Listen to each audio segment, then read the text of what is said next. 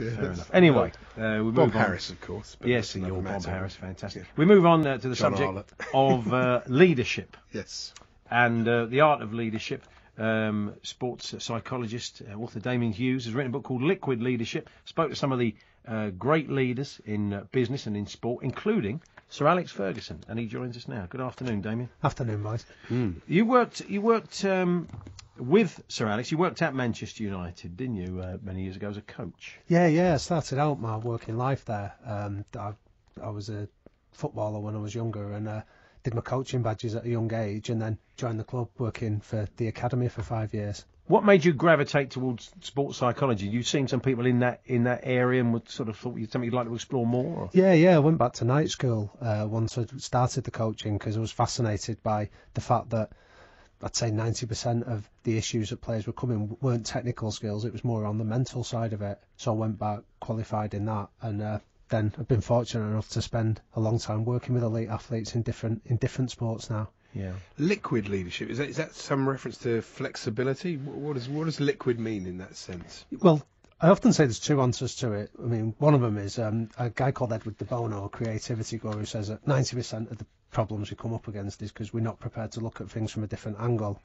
The second, lateral thinking. Yeah, kind of. But the second reason is I was struggling for a title and I was sat in the pub with my mate debating. I just wonder if it was a bit of an Alan Partridge thing, like the liquid football thing. Liquid leadership, that kind of feel to it. So Fergie was kind of pretty receptive. And what sort of insights were you looking for from him?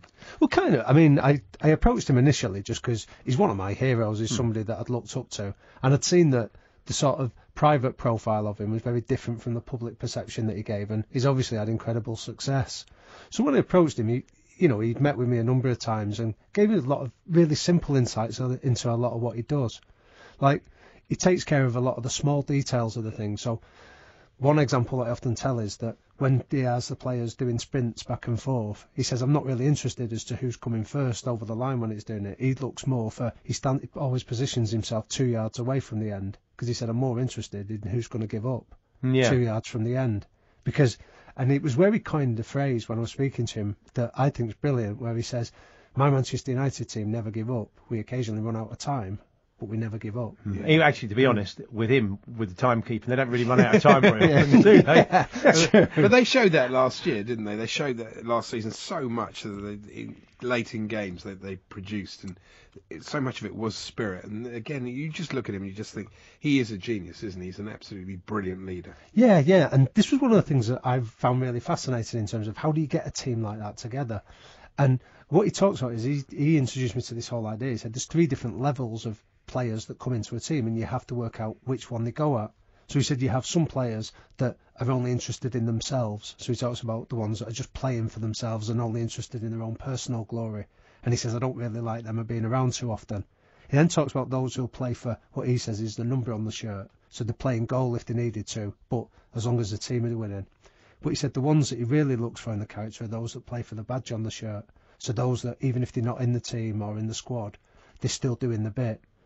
And he's really keen on that. And I think once you understand that that's the way he does it, it starts to help you see a lot of his decisions that I've seen controversial over the years, whether it's discarding the likes of Beckham or some of the higher profile guys, and why he retains the likes of Darren Fletcher or John O'Shea, people that so maybe aren't seen as the superstars, but why they're so crucial to him in terms of keeping a team together. And he's constantly looking to juggle those 3 levels. And from a leadership point of view, people often sort of cite the fact that there he is dealing with all these multi-millionaires and he keeps them on their toes and he's still very much the man in control. And you try and think of the kind of business comparisons. That it's quite hard because football is exceptional when the people who are actually working under you are probably worth more than you are. Yeah. I mean, if you're on the board, if you're Bill Gates and you've got most of the team around you are all multi-millionaires because they get shares or Apple. I mean, you look at these guys at the very top trying to motivate people that are financially independent. That's a great skill, I would think. It is, and that was one of the questions I asked him, and I think his answer to that was actually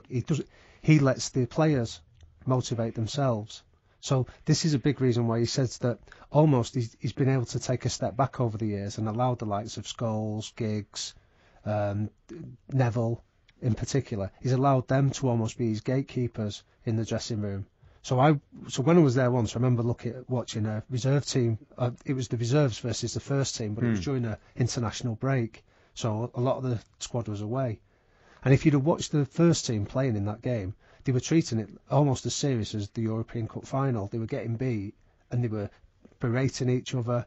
They were really urging each other on, and they came back and beat the reserves. But afterwards, I was part of a discussion where it was Gary Neville at the time came back and actually had his say on which of the reserve team players he felt had the mental capacity to come and step up into the first team. So I think what Ferguson does is sensible enough to let other multimillionaires manage each other and motivate themselves. Yeah, interesting. Leadership, how much, with him and with other top people, is it fear? Is it control? Because you do hear stories about him like that, he had his spies around Manchester, and if a player was out, someone would ring him up and say, I've just seen X in a club, and all. Yeah. So, that's very much a control thing. And also having the fear over the players, frightened of crossing him. He just looks to me like a guy you wouldn't want to cross. And does that make the best leadership, or is it somebody who can inspire you by leading from the front? Doing something, I think I understand the public perception of him, but like I say, privately he's quite a different individual, because I don't think you can sustain success for the 26 years he has by simply frightening people. And like a really good example was the season just gone when they played Blackpool. And I don't know if you remember the game. They were 2-0 down at half time, and it had been shocking. Yeah. And he sent them out 5 minutes before the second half began, and most of the commentators speculated that he must have peeled the paint off the walls with the hairdryer he'd given them. I know from somebody that was in there that what he actually did was he went into the dressing room and said to the players, I know you're good enough to get yourself out of this situation, so tell me, how do you intend to do it? And when he was happy with the answers that they gave him, he said to them, well, there's no point in sitting around here debating it. Get yourself out early, warm up, and get yourself ready to come back into it. We should just ask before you go, who's this book for, and what do you hope they'll get out of it? Well, the book's for anybody, really. It's been written in a way that's really simple, that anybody can pick it up and just get ideas. So whether it's a leader, it's almost for people that don't necessarily have to be leaders either. It might be for parents, it might be for people that work in business or sports leaders.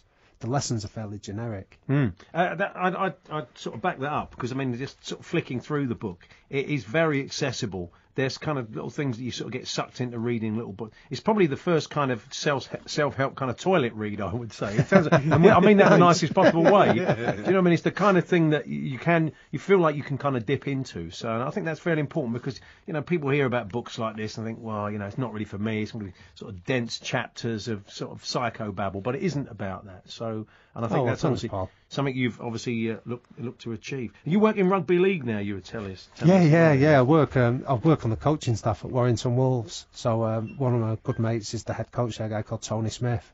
So I work alongside him. Brilliant. Are they a receptive bunch, the rugby league boys generally? Yeah, I think it's a common trait. I was fortunate enough, I've interviewed the likes of Muhammad Ali, Tiger Woods, as well, a whole range of different sporting people. And when people say what have they got in common, I think the best or the elite in the sports tend to be the ones that are equally open, the ones that want to learn as much off you as you're learning off them. I think it tends to be the ones that have that arrogance of, I'm not quite sure what I can learn. It tends to be the ones that plateau quite early. Well, David, best of luck with the book. Good to see you. Thanks very much for coming in. Damian Hughes' Liquid Leadership is available now in paperback with a foreword by Sir Alex Ferguson. And you can pick it up in all good bookshops and online now. It is approaching 2 o'clock. Updates